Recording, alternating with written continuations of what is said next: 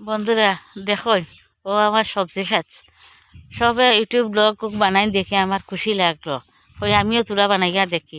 ও এটা আমার জামাই, এটা ওলা সুন্দর সুন্দর সবজি খাত, খুব পরিশ্রম করদাই কয়দিন থেকে।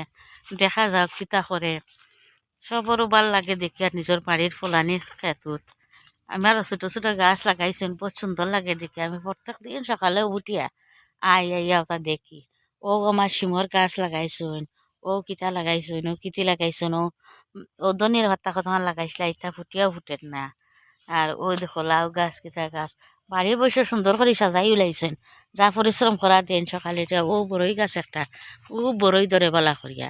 ও সুপারি গাছ লাগাইছেন।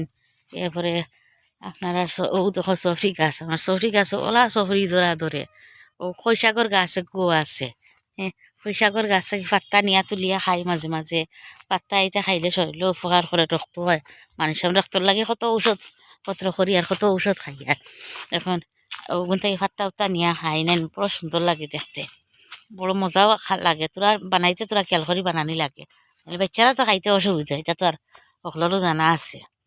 আর আমার বেশি শখ লাগছে কই, আর আমার বাড়িতে তো কতটা ফলাইবার কতটা সুন্দর সুন্দর জিনিস আছে কই, এগুন ব্লগ বানাইয়া ছাড়ি।